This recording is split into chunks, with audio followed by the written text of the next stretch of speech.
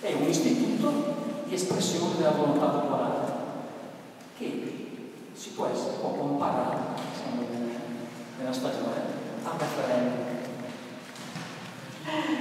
Ho scritto su un pannello della nostra riunione inaugurale alle 5.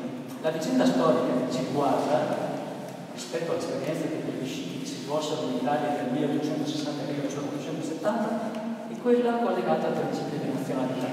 I plebisciti nascono come, diciamo, momenti di adesione a una data, forma istituzionale che è quella di solito dello Stato-nazione.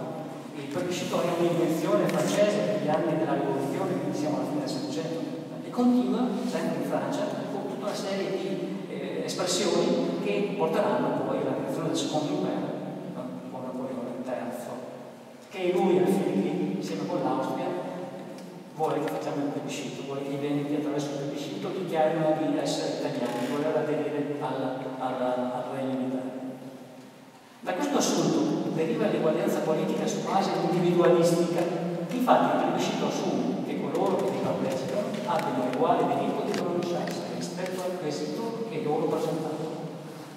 Questo uguale diritto ha per presupposto che il suffragio sia universale, che non deve vigere la regola di una testa un voto, che il principio di maggioranza sia ritenuto valido, che i partecipanti appartengano tutti a uno stesso aggregato sociale stanziato su un determinato territorio e definito dalla comune cittadinanza o dalla comune nazionalità.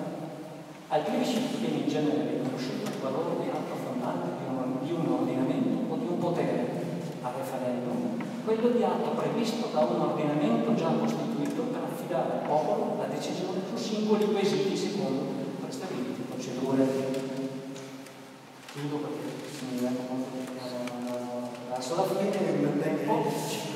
Allora, i numeri, dai. Allora, il problema del plebiscito del 66 qual è? Il problema delle fonti,